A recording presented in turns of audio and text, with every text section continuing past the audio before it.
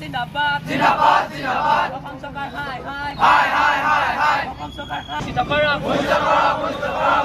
জীৱন আৰু সম্পত্তি সুৰক্ষা নিশ্চিত কৰক জীৱন আৰু সম্পত্তি সুৰক্ষা নিশ্চিত কৰক অসম চৰকাৰ কাম নাই অসম চৰকাৰ কাম নাই নগা দুৰ্বৃত্তলৈ ভয় কৰা অসম চৰকাৰ হাই হাই নগা দুৰ্বৃত্তলৈ ভয় কৰা অসম চৰকাৰ হাই হাই দুৰ্বৃত্তলৈ ভয় কৰা অসম চৰকাৰ হাই হাই সীমান্তবাসী সুৰক্ষা দিব নোৱাৰা অসম চৰকাৰ হাই হাই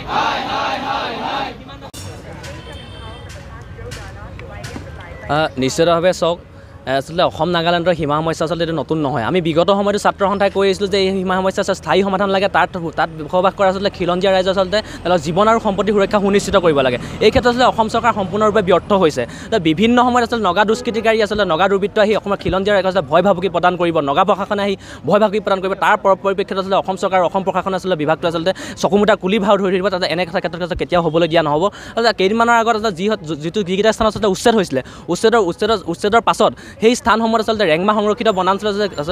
স্বয়ং মুখ্যমন্ত্ৰীজনে নিজেই আচলতে সেই বনজ সম্পদ আচলতে গঢ়ি তোলাৰ ক্ষেত্ৰত আচলতে ৰেংমা বনাঞ্চলখন পুনৰুজ্জীৱিত কৰাৰ ক্ষেত্ৰত তেওঁলোকে যি পদক্ষেপ গ্ৰহণ কৰিছিলে গছপুলি ৰোপণ কৰিছিলে তেওঁ স্বয়ং মুখ্যমন্ত্ৰীজনে কোৱাৰ পাছতো আচলতে তেওঁ ইয়াত আহি উপস্থিত নহয় নাগালেণ্ডৰ উপ মুখ্যমন্ত্ৰীজনে উপস্থিত হৈছিলে বিভিন্ন ধৰণৰ ভয় ভাবুকি প্ৰদান কৰিলে তাৰ পৰিপ্ৰেক্ষিতত কোনো ধৰণৰ আচলতে ব্যৱস্থা অসম চৰকাৰ বা অসম প্ৰশাসনে ল'বলৈ সক্ষম নহ'ল বিভিন্ন সময়ত আচলতে তাৰ আচলতে যিটো নিউট্ৰেল ফ'ৰ্চ বাহিনী আছে CRPF বাহিনীটো তেওঁলোকৰ আচলতে ৰহস্যজনক ভূমিকা আচলতে আমি ইতিমধ্যে কৈ আহিছিলোঁ কিন্তু এই কথা কিন্তু জল পটকৈ আচলতে সাধাৰণ ৰাইজৰ মাজত আচলতে ওলাই পৰিছে আৰু বিভিন্ন সাধাৰণ ৰাইজৰ প্ৰশ্ন হৈছে যে তাত থকা খিলঞ্জীয়া ৰাইজৰ যে ভূমি অক্ষত থাকিব নে নাথাকে তাত থকা খিলঞ্জীয়া ৰাইজৰ আচলতে তেওঁলোকৰ জীৱন আৰু সম্পত্তি সুৰক্ষা হ'ব নহয় কিন্তু তেওঁলোকৰ আচলতে ভয় বিভিন্ন ধৰণৰ আচলতে ভয় আৰু বা প্ৰত্যাহ্বান আহিবলৈ ধৰিছে এনে কাৰ্যমন্থা আমি কেতিয়াও ছাত্ৰ সন্থাই আচলতে হ'বলৈ নিদিওঁ আৰু অসম চৰকাৰ আচলতে গৰিহণা দিছোঁ যি তেওঁলোকে যে অনতিপলমে এই ক্ষেত্ৰত যে ব্যৱস্থা গ্ৰহণ কৰক আৰু তাত যি ৰেংমা সংৰক্ষিত বনাঞ্চল আছে এই পুনৰ বনানীকৰণৰ ক্ষেত্ৰত তেওঁলোকে যি পদক্ষেপ এই পদক্ষেপ আচলতে এটা সুনিশ্চিত কৰিবলৈ আমি ছাত্ৰ সন্থাই দাবী জনাইছোঁ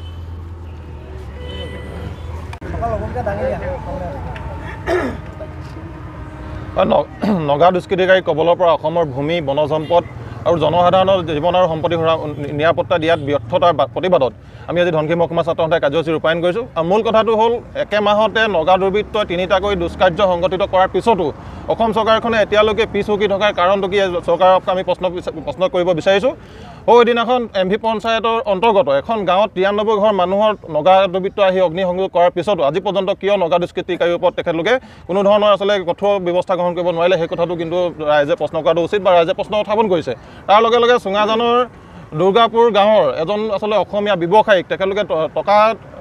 দাবী কৰি তেখেতক যি অপহৰণৰ প্ৰচেষ্টা চলাইছিল তাৰ পিছতো কিন্তু অসম চৰকাৰখনৰ কোনো ধৰণৰ আমি তেখেতলোকে ব্যৱস্থা গ্ৰহণ কৰা পৰিলক্ষিত নহ'ল সেইদিনা উচ্ছেদৰ পিছত ৰেংমা সংৰক্ষিত বনাঞ্চলত যি অসম চৰকাৰে বনানীকৰণৰ কাৰ্যসূচী গ্ৰহণ কৰি গছপুলিসমূহ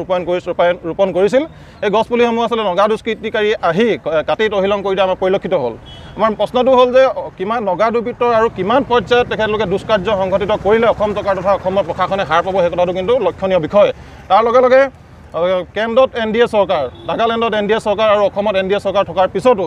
এতিয়াই যদি অসম নাগালেণ্ড আন্তঃৰাজ্যিক সীমা সমস্যাটো সমাধান নকৰে এই আচলতে সমস্যাটো কেতিয়া সমাধান হ'ব সেই কথাটো কিন্তু সকলোৱে প্ৰশ্ন কৰা উচিত আৰু আমি ছাত্ৰ সন্থাই প্ৰশ্ন কৰিব বিচাৰোঁ যে অসমৰ যিগৰাকী প্ৰতাপী মুখ্যমন্ত্ৰী তেখেত নেডাৰ আহ্বায়ক হৈ থকাৰ পিছতো কিয় আচলতে নগাৰ দপদপনিলে তেখেতে ভয় কৰে বা নগা দুৰ্বৃত্তৰ ওপৰত কিয় আচলতে তেখেতলোকে কঠোৰৰ পৰা কঠোৰতম শাস্তি বিহিবলৈ তেখেতলোকে ভয় কৰে বা পিছ হুকি আহে সেই কথাটো কিন্তু আমি ছাত্ৰ সন্থাই তেখেতলোকক প্ৰশ্ন কৰিছোঁ আৰু ধিক্কাৰ জনাইছোঁ আৰু যেতিয়ালৈকে নগা দুষ্কৃতিকাৰীৰ উপদ্ৰৱ বা অসম নাগালেণ্ড আন্তঃৰাজ্যিক সীমা সমস্যা সমাধান নহ'ব তেতিয়ালৈকে আমাৰ ছাত্ৰ সন্থাৰ কাৰ্যসূচী অব্যাহত থাকিব